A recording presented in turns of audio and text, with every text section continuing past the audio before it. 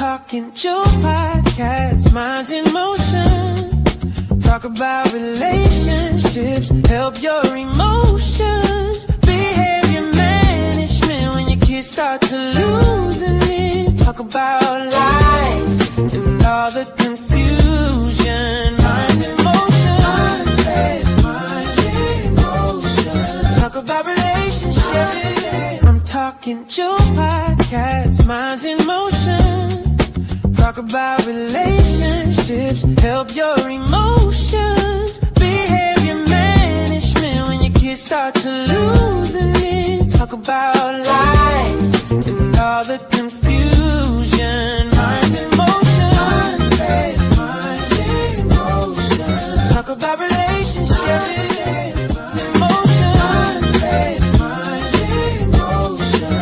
About relationships. Good evening and welcome to Minds in Motion with me, your host, Jewel.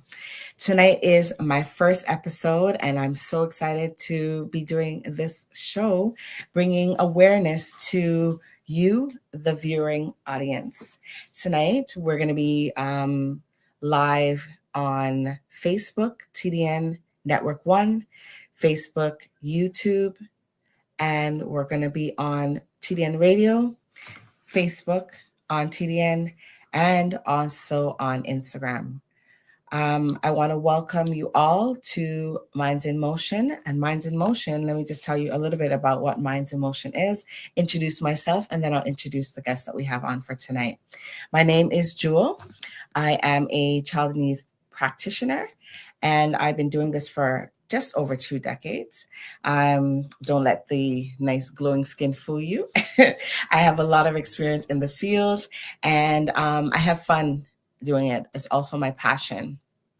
I specialize in working with individuals with neurodivergence and also mental health and social emotional issues. So I do work in a setting that has all of these issues that I deal with on a daily basis. But tonight, I have a very special guest because I want to bring awareness to a topic that is near and dear to both of our hearts. The guest that I have on tonight, she is the founder of Find Ontario Missing Boys. Her name is Shayna McCullough, and I'm going to bring her up, or if we can bring her up to the podium, the stage, and she will tell us all about her journey being the founder of this organization. So Shayna, welcome to Minds in Motion.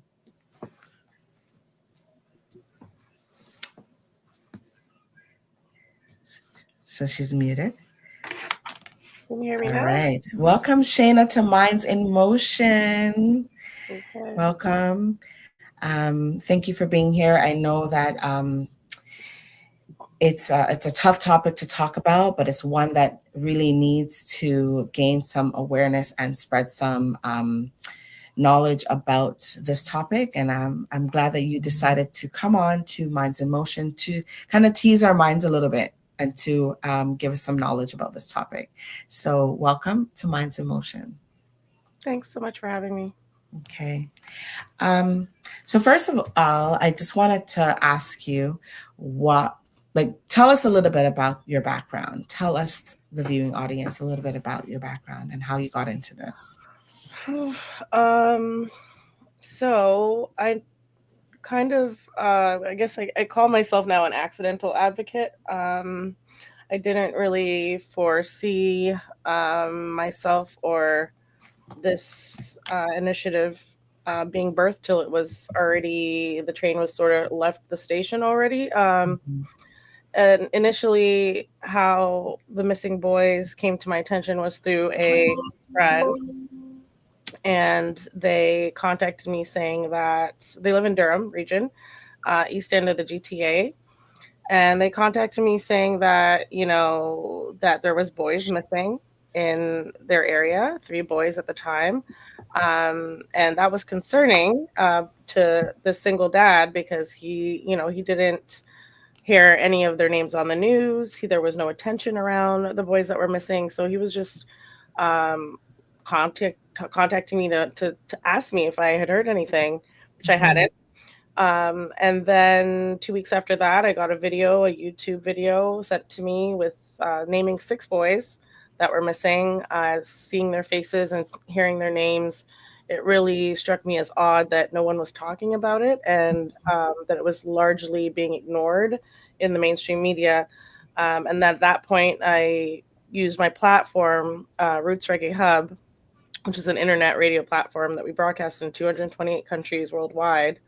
And that platform took off before the podcast era, and I amassed a pretty good, decent size of followers worldwide. And I just used that platform to highlight the at the time I didn't know it was a crisis, now I do, but to highlight the boys that were currently missing. And by the end of 2024, going into Christmas, there was 13 boys, so it Yeah, escalated pretty quickly. yeah, absolutely. And after that, families started reaching out to me. The post went viral. I reached 10 million people in a matter of days. Mm-hmm. And Shaka Khan had shared my post, Teddy Riley, Yeah. some major celebrities. Just and then there was a lot of speculation, and a lot of people wondering, like conspiracies, like organ donations, organ harvesting, or whatever you want to call it, and like serial killers, and people were panicking, really, Hmm. when the series of town halls were launched. Okay. Um, wow, that happened so quickly for you, I can imagine. And I'm sure you didn't imagine that impact, you would make such an impact on in such a short time. Now, the boys that are missing, so the boys that are going missing, I've been kind of following you on your page to kind of understand a little bit more about where it's happening. And I work with young boys all the time, and I see and hear the things that they're looking for. And it's fast money and it's easy money, and they're easily influenced sometimes by older people. Um, the zones that you talk about, the red zones, you talked about some kind of cities across Ontario. Um, Tell us a little bit more about the red zones. Yeah, the red zones are areas north of the city. So the list keeps growing as we Mhm. locate boys in different areas.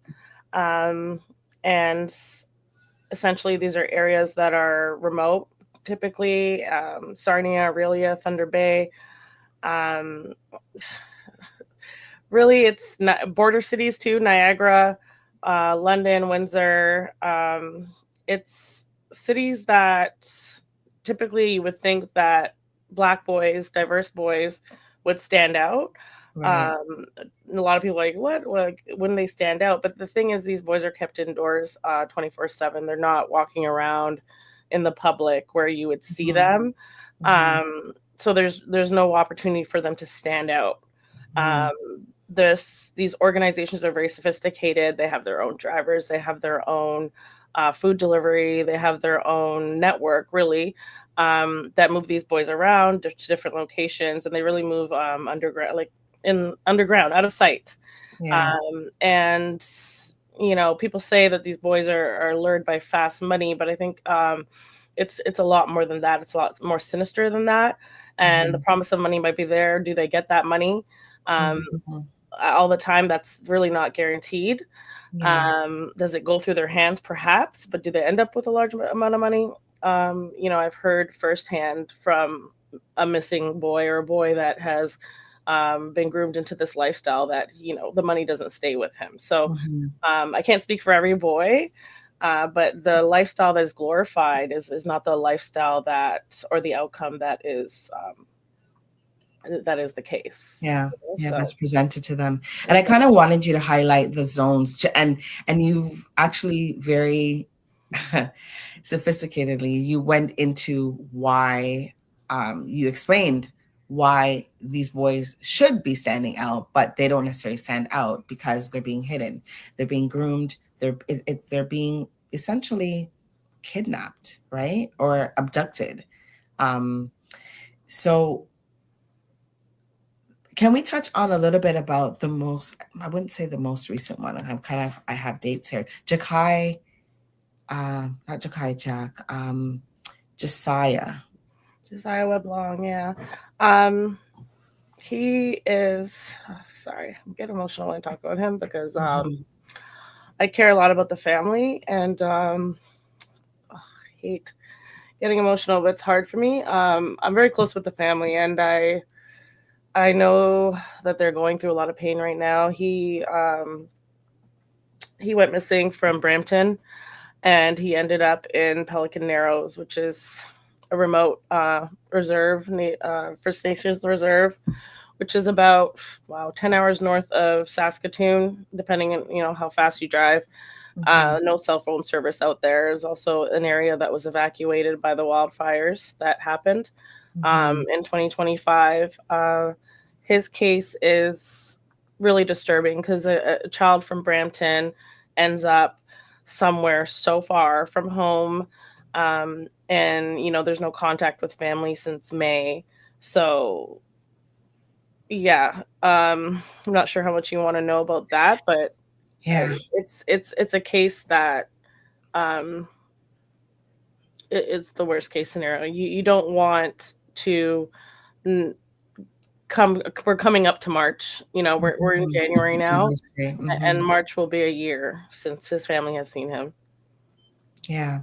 And from what I understand from what the clippings that you've posted on your Instagram page, police did track him down, and that's how you know that he's in Saskatchewan.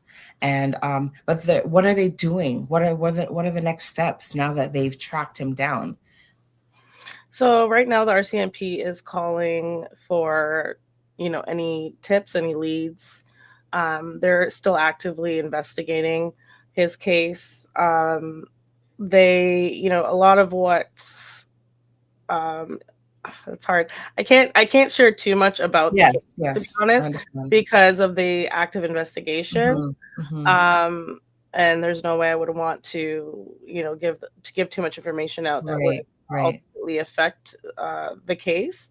And but I'll tell you that foul play is suspected in his case. And they're taking it very seriously, and I call them often, and I'm heading to Saskatchewan. Me and a family member, possibly more than one family member at this point. The delay was due to the weather. It's going to be very hard. Like right now, it's -30 or more out there. There's snow on the ground, very difficult to maneuver, and it was also difficult for them to travel over the holidays. And it's a hard time to travel to that area. But as soon as the spring comes, we will be going there. My team and I, as well as the family, we haven't given up on finding him, and we're going to find him, and we're going to find answers for the family. Thank you for sharing that. I was going to ask you what the plans were around Saskatchewan, traveling there. And so you answered that question already.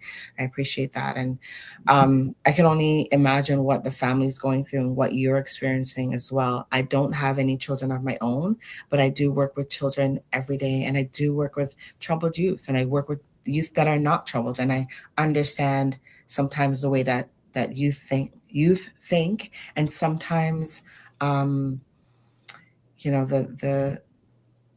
the families, sometimes they understand what's happening, and sometimes they read messages the wrong way. And I kind of want to get into the signs. So the signs of being trafficked, because this is essentially what's happening, right? These boys are being trafficked. 100%. They're being human trafficked. I'll tell you right now, and I hate to use this example, but I feel like as Black people, this is an example that people can understand. When Harriet Tubman, tried to free the slaves, right, in the Underground Railroad, she tried to free as many as she could.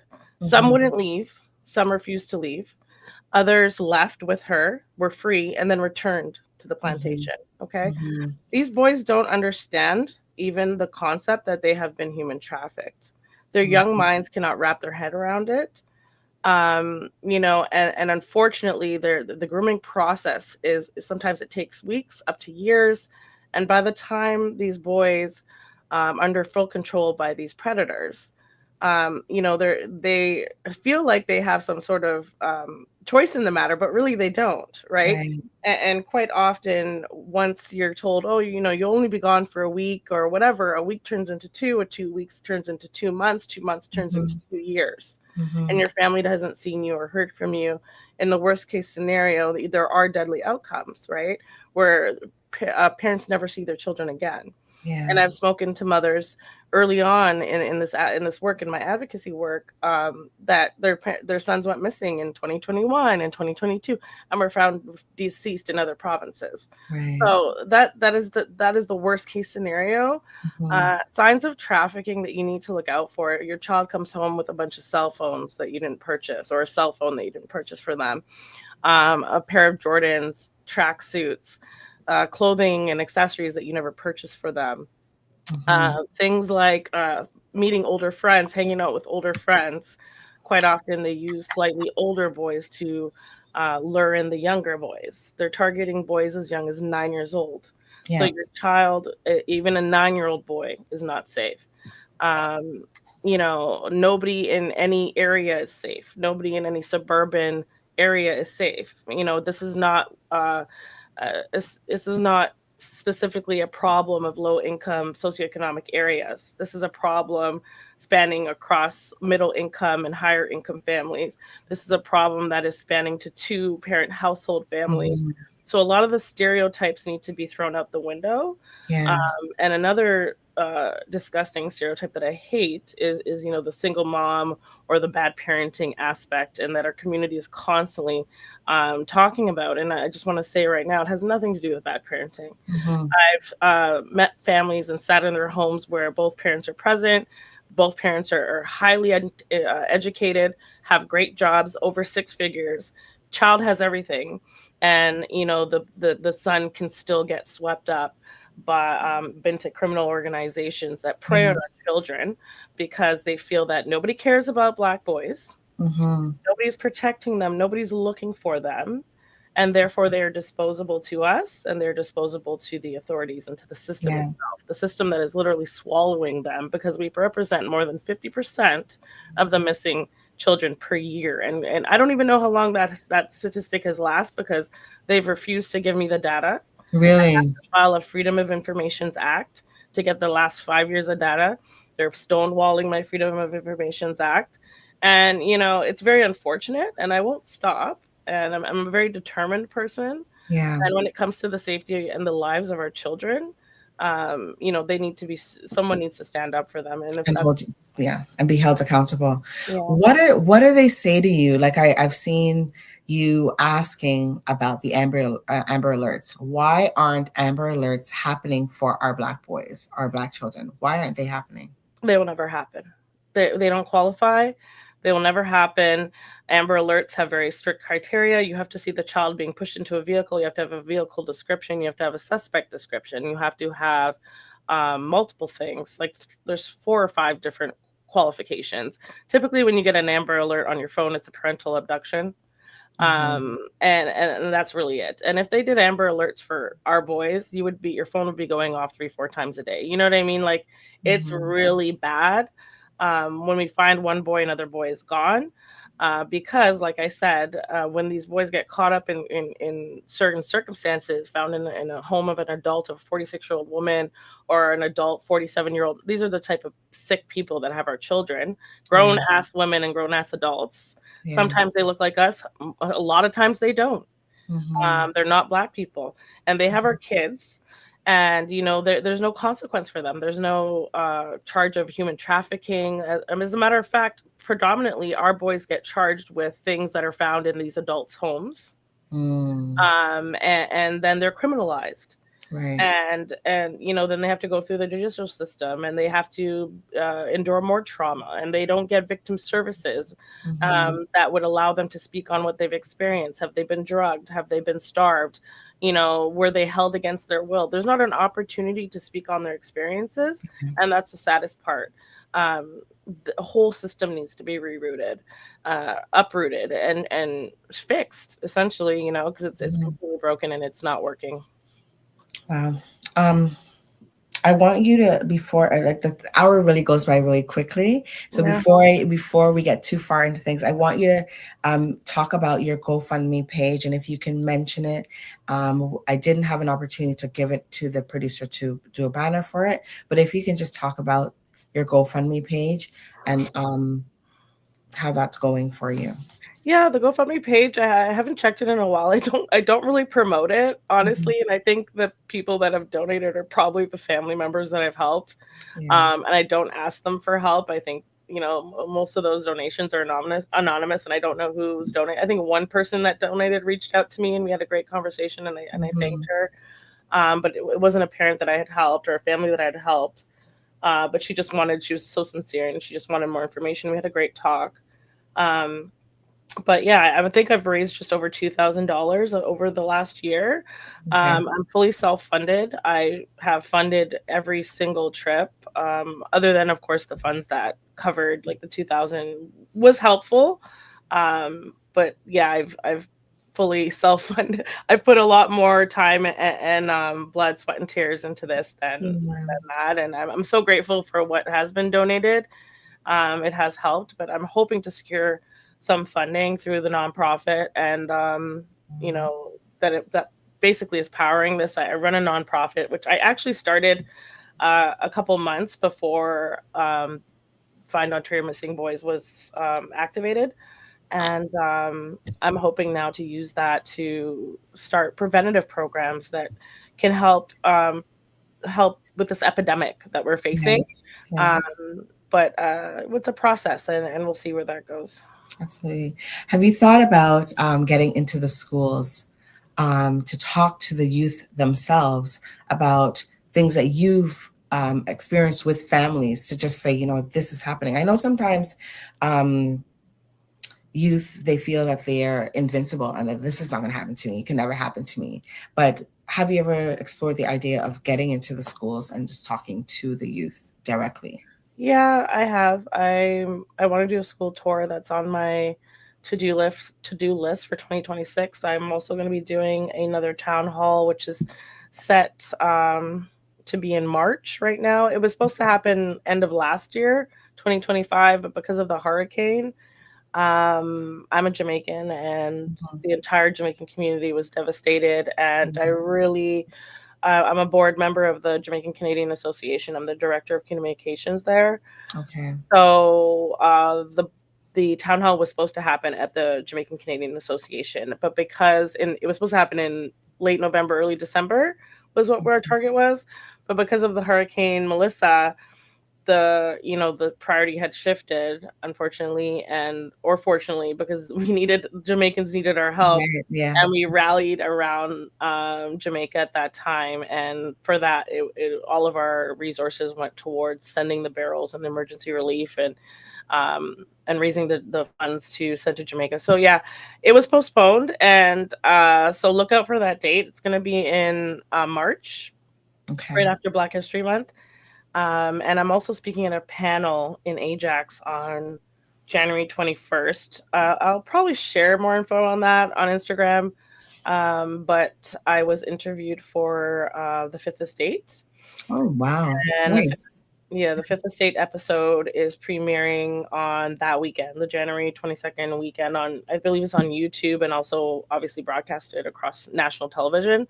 Okay. So I believe one or two families that I worked with are in that episode. One for sure, and then the father that is in the article that I shared, the Toronto Star article by Jason Miller, the father Okay. that went to Thunder Bay with his wife, and they stayed out there for I think they're out there for like a week until they Mhm. were able to rescue their own son.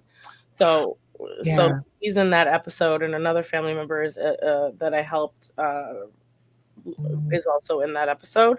And they came to one of my town halls where they did some filming and interviewed me very briefly. So Mhm. I'm interested to see how that episode has turned out. I really hope that they did a good job with it, and I trust that they did. Yeah, and not cut out the important information that needs to be out there. Yeah, because they're gonna get different sides of the story and whatnot, and I could very well be biased because I work with the families. My loyalty is to the families and to the boys, Mm-hmm. 100%. So we'll see how that turns out. I really hope they did a good job. I have faith that they did. Okay. But it premieres on the January 21st weekend, and then we are doing a live screening where they've invited schools and children Mm-hmm. and teenagers out. I'll share the Eventbrite link in the Okay. stories at some point. But I'm speaking on a panel for that, but I'm also working on my own documentary series that's currently in development. It's a 3-part series. This Mm-hmm. is for educational purposes, and I hope that the schools, once it's done, will show it. Still Yeah. early development, and I don't like to talk about things until they're done. But Right. yeah, some educational pieces, and the website, of course, needs to be launched as well with some educational pieces, preventative tools, just to help families to really spot the red flags before Yes. before it's too late. Yeah. Yeah. Yeah. Thank you for that. I mean, I saw your list, and because I am in the school system, we do see the list is very, very. It's almost identical to the sex trafficking uh, signs to look out for. Pretty much identical to It that is. kind of that list. So, it would be helpful even for not just the youth but the parents to see uh, the documentary as Oh yeah, well. Um, 100%. They need so to you, protect so you the said you boys. want to do a screening for the students? Is that what you're saying? You want to? It is for the students. Okay. They're the Fifth Estate episode. They've invited schools. It's going to be January 21st in Ajax. I'll share the link. I can't remember the venue right now. Hmm. And then it'll air on television that weekend. And then I think it's really important for people to know, yeah, it's identical to sex trafficking. They Yeah. befriend them, they lure them, they groom them, and similar to sex Mhm. trafficking, the victims of sex trafficking often go back to their Yeah. to their pimps, and unfortunately it takes a long time for them to understand that you have been sex trafficked. Yeah. And it's the same with the boys, and I know a lot of boys follow me because they've reached out, and Mhm. teenage boys, and the ones that were missing and then found. I've talked to them, some of them that have reached out, a handful, and I want them to know they are victims of human trafficking. They might feel powerful in the moment, but you're not Mhm. powerful, Mhm. and you are actually disposable. And if you get hurt, they're not taking you to the emergency room. Right. Just like the boy that I shared who was missing, and then he ended up dead in a basement in Thunder Bay. That I Yeah. shared that his story as well. He was 16, he went missing. 18, he was dead in Thunder Bay. So Yeah. these avenues are never the way to go. Mhm. But the city has to work on the youth unemployment rate. The city has so much work to do for our kids, and Yeah. they're failing. They're failing the kids. Yeah. I know. The city, along with the major, like the biggest board in Toronto, has they during the pandemic or just after the pandemic, when that whole George Floyd thing came out, they pushed towards an anti-Black racism agenda. But then it just, to me, it's almost like PR. We're going to do this just to appease this community and not really do much work for these people. They're saying they're doing things, but what is really happening? Because the boys are still missing, and the suspensions are still happening, and things are still happening that are negative in our community, not really to help us. So, you know, the mayor, when she was interviewed on Brandon Gomes' show, she kind of like pushed it back to the police. She took it off for herself and said, the police are not my issue. That's their issue. And so Mhm. you can't question me about what they're doing, you know? Pretty So much, it's like push the envelope to the next person, you know, push the yeah. blame on someone else. It's not my problem. It's their problem. Mm-hmm. When I showed up for Holly Roy to the march that they did earlier last year, I showed up in support and solidarity. They asked me to actually speak, so I showed up with them, and I marched with them. And then, even though I don't really necessarily agree with all of the what they're calling for, because I don't agree I'm not aligned in what they're asking for specifically, because obviously I want to end an end to gun violence. Everyone does. Zero gun violence movement was created for a reason. But at the same time, harsher penalties is what they were calling for in that protest. And I don't believe that harsher penalties for youth is the answer here. I think that putting human traffickers, giving penalties to the human trafficking, the adults that are preying on our children, I think that's where to start, rather than trying to lock up children for extended periods of time, providing therapies and preventative programs to them, and fixing this problem that the city is ignoring, that Olivia Chow is ignoring. I saw her there at the protest, and I said, listen, I'm Shayna McCullough. I've reached out to you multiple times. I'm the founder of Find Ontario Missing Boys. Oh, I know what's happening. I know what's happening. Yeah. I said, you have no idea what's happening. You have absolutely no clue what's happening, because you're too busy with the Blue Jays, you're too busy dancing at Caravana. You're too busy doing all these things. And you're not really focused on what is actually happening, because locking up boys does not prevent a human trafficker from coming back and taking another boy and putting them back in another trap house. And then that child gets caught in the trap house, he gets locked up, and they replace him with another boy. When does it end? When does it end? So what I say to Olivia Chow, and I won't even address Doug Ford because it's a waste of time, is get your priorities straight. And at this point, my petition, if you've seen it and if you follow it, over 13,000 people do, and they get updates, at change.org/Find Ontario Missing Boys. The petition is no longer addressed to Olivia Chow because it's a waste of my time. And it's addressed to the Solicitor General, who will be dealing with directly, and he oversees the police forces, and and I don't even know nationally, federally. At this point, I want the attention of a lot of mayors have sat with me. The mayor of Whitby, the mayor of Aurelia, Sarnia, the red zone mayors need to pay attention. And they have access to their OPP in those areas. So, I connect with all of them, and it's just something that needs to be moved up. I can't focus on Mayor Olivia Chow or Doug Ford. All right. Hold that thought. Hold your thoughts. We're going to take a quick break and come back if you need to take a drink just to freshen up your, maybe, I know it's a lot. Yeah. We're going to take a quick break and be right back. Okay, great. Thanks. I'm talking Joe Podcast, Minds in Motion. Talk about relationships, help your emotions, behavior. Presented by. Running a radio station shouldn't be chaos. It should be simple, smart, and professional. With Joan Premium, your entire week schedule is beautifully organized and easy to manage. Real-time accuracy keeps your listeners in sync with every show. Your visitors and audience sees the right schedule every time, wherever they are. They can even choose different time zones. From analytics to social media and native app integration, Joan Premium is the professional tool your station deserves. You're never alone. We provide priority support for active license users. We're building a community. Connect with broadcasters worldwide through our Joan Community Hubs.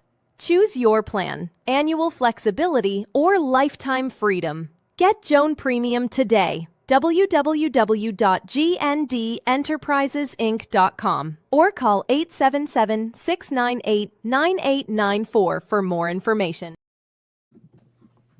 All right. Thank you for that ad, and go and get Joan Premium.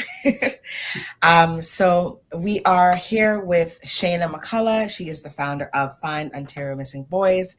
We're talking about the grooming process. We're talking about the abduction process. We're talking about the trafficking that's happening with our Black boys, especially. Yes, it's happening in other races, but our numbers are higher by far. So Shayna, I really, really want to say thank you again for being on Minds in Motion. So you have a lot of things happening right now. So I'm just going to kind of recap. You're going to be supporting the family heading to Saskatchewan. You have the GoFundMe that you didn't mention yet. So maybe I can get that at the end of the show, or maybe when we get off air, and I can post it, the GoFundMe. So we want to be able to help Shayna get to these provinces that are so far. We know it's more expensive to travel within Canada than it is anywhere else. So we want to help her to be funded for that. Even though she says she's self-funded, we want to support her in her journey. Because when it affects one person in our community, it affects our entire community. We're not silos, right? It may not be our immediate family, but they are our community family. Okay. I see a question here, or a comment. I would think that hosting school presentations across all boards would be a good way to spread the good word. The word, yes. I was questioning that too, because I would love it to be in my board as well, especially with the students that I work with. So yes, I'm going to ask you across if you're going to be doing that in the Toronto board as well, because you mentioned Ajax Durham. Are you going to be doing that in the Peel and the Toronto boards as well? All school boards. There are specific schools that are targeted, and I have a list of them. If your child goes to these schools that are higher risk of being human trafficked. So as I prepare my report of my findings over the last year, I will be including those schools, and I'll make those schools public, and I'll be reaching out to those schools specifically, and I will be preparing a presentation for the school boards, the teachers, the social workers, everyone involved, because at the end of the day, when a child falls through the cracks, there's many people, that come across that child before they fall completely through the cracks, right? So there's principals, there's teachers, there's social workers, there's neighbors, there's, it's everyone that needs to be on board here to protect our children. And definitely, absolutely, I'm working on some pamphlets, possibly a newsletter that can go out. I think that's something that will happen when the website is launched. Yeah. And that's something that's in the works right now. I was hoping to have it done by January, but it's very, that these things take time. So hopefully I can get that up before the spring, and a newsletter out for sure. More resources. But we are expanding our social media. So we're on X, we're on Facebook, we're on TikTok, and those are really good ways for me to continue spreading or sharing educational information continually until I get the website up and running. Okay, thanks for that. So we have viewers that are in the Caribbean as well, and this topic is not any different from what's happening in the Caribbean as well. Are you well versed on what's happening in the Caribbean as for similarities? Yeah, there's similarities. There's a lot. Human trafficking is on the rise, specifically in Jamaica. I watched a video about it the other day. Very concerning. Ohio has a major problem with missing children. They reached a lot of people from that area in the United States reached out to me initially when my post had gone viral. London, the UK, has a major problem with also human trafficking into criminal organizations, and they use boys similar to the way they're using boys here. And yeah, it's not just isolated to Canada. It's definitely not isolated to Ontario. We have already confirmed cross-provincial trafficking with the case of Josiah Webb Long, and I've talked to parents out in Montreal where their children were trafficked from Montreal to Toronto, and vice versa. So this is it's not isolated to Ontario whatsoever. Yeah. And I don't know about the rest of the Caribbean, but I'm sure it's happening in other. It's a worldwide global issue, and that's why the United Nations have a definition of what human trafficking is. And I tell people all the time, if you look at the definition of human trafficking, the boys are defined there clearly. Wow. So I don't know how much, if you can even speak on this, but What do the families say, like when talking to their children about being aware of, like, we used to all say stranger danger, right? We teach younger kids that. But as they start to grow older, for some reason, we just stop teaching stranger danger and stop teaching, don't hang out with this one. And it turns into something else. What are the conversations happening? What are they like with those families, if you can share? With between the families internally, like with them and their children. Yeah. So, I don't think that the families that I've worked with their children have been missing, they do not see this coming. It absolutely not. Okay. Like, for example, a father who I'm very close to, and his wife, one of their son was a gamer. He was always gaming, always inside the house. And the father said, you need to go outside, make friends, play basketball. And then, his son was gone. His son went missing. And, his son we ended up finding him out after 10 months missing. Okay. So it can happen just like that. Yes. And quite often it can look in the form of bullying. So the child is bullied by a slightly older child. And then that bullying turns into a weird form of friendship. You have to be really concerned if your child is 12, 13, 14, hanging around with 17, 18, 19-year-old boys. Yeah. Okay, because they use these older boys that are slightly closer in age, maybe went to the same schools and have since left, that are familiar to your child. So they don't look like a stranger danger. It's 3 years older, 4 years older, 5-year older boy who has already been groomed already at the age of 12, 13, who is now 18. Yeah. And now they use that child, that young adult, to target your child, right? So it doesn't always look like the 46-year-old predator that we end up finding them with, who's the initial contact to your child. It could look like a peer, someone who's slightly older, who's already been groomed and who's already been, in this criminal organization for multiple years before they use them to target the younger boys. And it's a cycle from there. So it's not a situation like in Hollywood where a van pulls up, a black dark van, and your child gets pushed into the van. Like, that's not how this is happening. And that's the Hollywood, angle of human trafficking. And people don't, they're like, this is not trafficking. They're just OT trap. When I saw in my comment section OT trap, I was like, what the hell is that? I didn't even know what it was. Okay. Can you say it again for the parents that are listening? Listen up. The OT trapping mentality, or comments on my profile. That to me shows a mental illness within the Black community. To be normalizing this OT trapping business is totally, honestly, I'm ashamed. I'm ashamed at this point because let's give a definition of it, Shayna, for a sec. Out of town trapping. Okay. Out of town, stuck in a trap house. And you know what? This is literally what it is. I'll tell you right now, when I went to Thunder Bay, how these trap houses look, blood and feces infested. Okay. When we were when I went out there to find a boy out there with his uncle, the conditions of these places, you should be wearing a gas mask over your face because the smell, the stench alone could knock you out.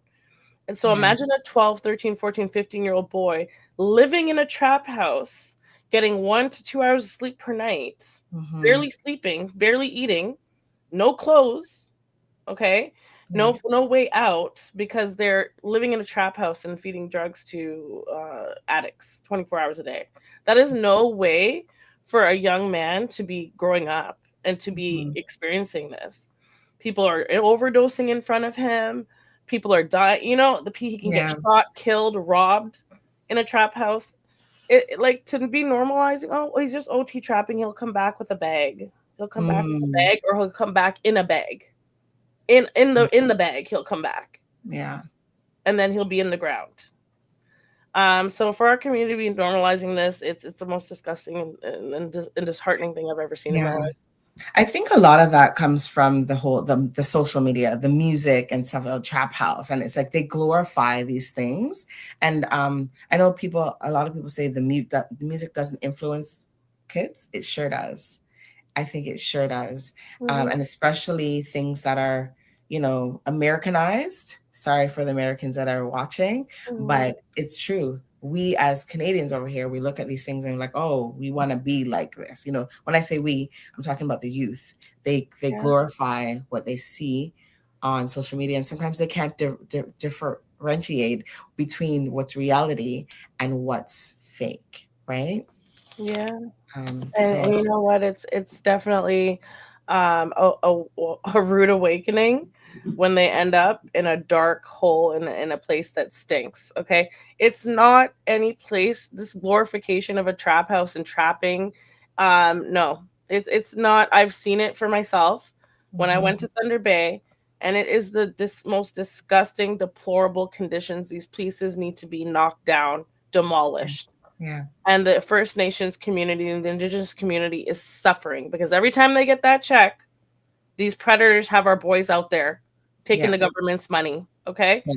because they Mhm, know when the Indigenous people get their government checks, they're already lined up, ready mhm, for to take that money that they're yeah, getting. So yeah, this is a huge, major problem, and there should be a task force assigned to this, and mhm. a whole police task force assigned to this, and Which if it, and it needs to happen immediately. Yeah, I'm gonna read this comment and then I'm gonna answer what you just said. I'm gonna reply to you.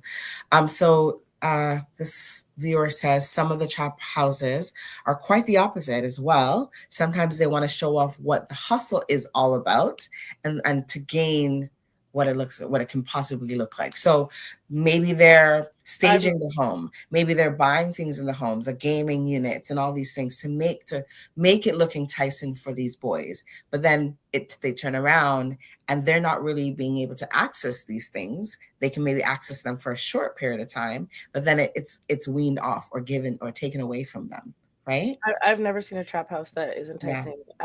The parents that I've worked with, the few that actually get in contact with their child and are able to track their children, the walls are destroyed.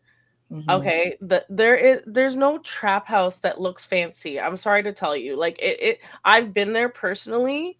What I'm describing to you is like hell on earth, okay? You would not want even your dog to be living in a place like this. In Hmm. Thunder Bay, they're running into people's houses, community members going into their houses and taking over their apartments and holding people hostage for up to a year and put our kids into their apartment buildings and feed them drugs 24/7 until Yeah. the police go in and raid these trap houses. This is not anything to be glorified. There's Yeah. no video games. There's no video games. And Yeah. I hope the boys are watching this right now because I know a lot of them follow me. I hope Hmm. they're watching. There's no video games. Yeah. Your life is over. It's done. And then when you get into the juvenile detention center, you get into the prison, the school to prison pipeline is where you're being ushered to. Yeah. When you Yeah. get there and you think you're going to get a slap on the wrist, oh, no, no, no. Some of our boys that we find, they're still there. They're Yeah. still there, and they're not getting out anytime soon because harsher penalties are rolling down, as you can hear. You can hear on the news. Yeah. So, Yeah. I wanted to address when you talked about Indigenous people. So in mhm, Canada, we call them Indigenous. We don't call them Native Indian. So these are the people that are being, like historically, just as the black people have been, we're being used. We're being used. These people, our people, are being used. They're being. It's just like history is replaying itself, and I don't think it ever stopped. I think it's just because we have social media now and we have so many things that students, I say students because I work with students, but they have access to so much more that it's heightened now. I think it's always been happening, all these things, but it's just like heightened now, you know the I don't know. yeah, Shayla. the indigenous Yeah. community, they need help as well. These predators, the same human traffickers that are preying on our children, Yeah. are preying on them, Yeah. and their vulnerabilities, their addictions, and it's just a horrible sight to see because Mm. people are walking around like zombies in the fentanyl crisis across this country. We're in a full-blown fentanyl epidemic, as well as we're in a full-blown missing boys epidemic, and the two go hand in hand. Yeah. Before we go, we have like 10 minutes, give or take, until the end of the show. Can you tell our viewers where they can reach out to you if they'd like to either donate or follow you to find out your next steps? So the Fifth Estate show, and how to just communicate with you if they need help to find their missing boys as well. Yeah, families, somehow they find me. They always do. But you can call me. My number is very public. And, you can quite often find it on my missing flyers. And you can also email me at findontariomissingbboys@gmail.com. Please sign the petition if you haven't already signed it at change.org/findontariomissingbboys. I'm on all social media platforms: X, Instagram, Facebook, TikTok, and Threads. And you can also, what are other ways you can contact me? I think that's about it. I mean, you can DM me. I check all my DMs, and reach out to me at Find Ontario Missing Boys on, preferably my Instagram is my platform of choice, but you can find me anywhere, at Shayna McCullough on Instagram as well. And at Roots Reggae Hub, that's my radio station. But yeah, I'm a multi-hyphenate entrepreneur, so I'm a busy girl. Yeah. Although Shayna's busy, she's really good at getting back to people. And I know that firsthand because when I reached out to you, you're very, very good at getting back to people. So she's trustworthy that way. So if she says she's going to do something, she's going to do it. And so I am going to sign that petition. I'm going to go up on your petition. It's on your... And the link for the GoFundMe. I keep on skipping over that. The link for the GoFundMe is in the bio on Instagram. That's the only place you can find the link. I haven't linked it to any other social media. So the GoFundMe link is up there if you really are moved and you do want to help, because all of the funding that has come in since the Thanksgiving broadcast where I was interviewed on City TV, all of the money since then to, till the point when we leave for Saskatchewan is going towards the search efforts in Saskatchewan from Saskatoon up to Pelican Narrows when we were coming there. And whoever sees this, I want you to know I'm heading your way, and we will be finding Josiah Weblong. So I'll see you soon, Saskatchewan. Yeah. Thank you for that. I just have a list here that I kind of went, I went on your Instagram page and I gathered a list of people, young people that are missing. Let me know if these are still current. There's a Gabrielle, missing since November 13th, 2025. Kamal, a 6-year-old child, July 31st, 2025. Marcus, he's 15, October 29th, 2025. Josiah, who we just mentioned, March 27th, 2025. DeAndre in March again, 20th, 2025. These dates are so like Tomilor, is it Tomilor? Tomilor, yeah. 29th. So the same day that Marcus went missing, I believe. So Marcus and Tomilor, same month, same day.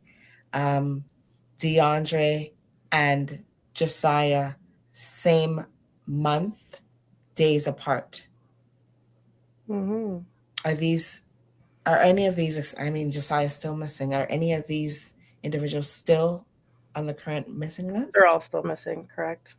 So there's coincidences, and no one can tell me that that's not a coincidence that these dates are days apart or the same day. Yeah, it's definitely not a coincidence. Everything is connected. This is not happening in a vacuum. This is very intentional. If your child is about to, turn 15 is the prime target age, but like some people are extremely sick and they go for 9-year-old boys, and tell them things like, oh, if you come with me out to Montreal, we'll go find your dad. If their father is in another province or in another city, they groom them and lure them by promises of fake promises. to find the father that they long for, and sick things like this. People are very sick, and they don't have any morals whatsoever. And the old school OG gangster lifestyle, where kids and children and women were off limits, it's thrown out of the window. And these new age people have no morals and no ethics. And you know what? I don't know. I can't. I have no sympathy for them. My priorities are the kids and the families that need help, that need a voice, who have been silent for too long or silenced. And Ja'Kai Jack, I think it's important to mention him. His family needs justice. His father and his parents are suffering. His family is suffering. They've had absolutely no justice. There's the detective won't even respond to me now. And he's going to be held accountable in solving this case. And we're never going to forget about Ja'Kai Jack. And we want his murder solved. There's cameras everywhere. People know somebody knows something. And we want the murder of Ja'Kai Jack to be solved. And I don't want it to be to be forgotten either, because he wasn't involved. He was an innocent young boy. It was an unprovoked attack, and he was killed. And, a lot of people were there, a lot of witnesses. And we need his murder to be solved. So I want to say that as well, and send my love to his family. Yeah, absolutely. And there was a young man, a little guy, about maybe 11 years old, who died, I believe it was during the summer. It was a shooting that happened. It was a stray bullet that went through his apartment. Well, he was 7 years old, and that's Holly Roy's son. And his murders, the people who shot through the window were found. Allegedly, that's who they are, and they will go through the justice system, and they'll get their day in court.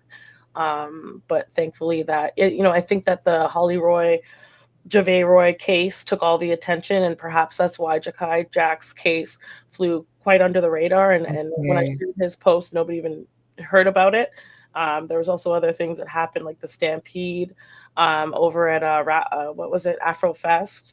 I think it's called Afrofest, like the stabbing at the McDonald's. There's a bunch of things happen around that same time, and it's just like Ja'Kai Jack's case has been completely forgotten. And I'm going to be calling the detective back, because it's hard to get to her, because I'm very persistent. So I really hope they solve his case, and I won't stop posting about him and raising awareness around what has happened to that boy. Okay. Shayna, I want to say thank you so much for your time, for taking the time out to spread this awareness, to give us your knowledge and your experience, and to let us know that you are doing something about it. And if you want to help Shayna in her journey towards finding these missing boys, go and sign that petition. Go sign the petition, follow her on all her platforms, and show her that you are in her corner, supporting her and the families that are experiencing their loss.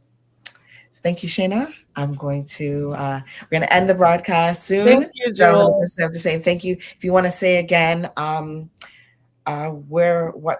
guess it says it right there. Find Ontario Missing Boys. Yeah. And I want to say thank you to you in the last minute. I just want to say thank you to Minds in Motion. Thank you for reaching out, for spreading awareness on this very important cause, and supporting the families in this conversation, this critical conversation that we're having tonight. And thank you for the invitation. Yeah, absolutely. You're welcome. And thank you so much. That was Shayna McCullough. Thank you for tuning into Minds in Motion, where you get real talk, real strategies about real situations. Tune in next week for Minds in Motion on Wednesday, 7 p.m. Eastern Standard Time. Have a good evening. I'm talking Joe Podcast, Minds in Motion. Talk about relationships, help your emotions.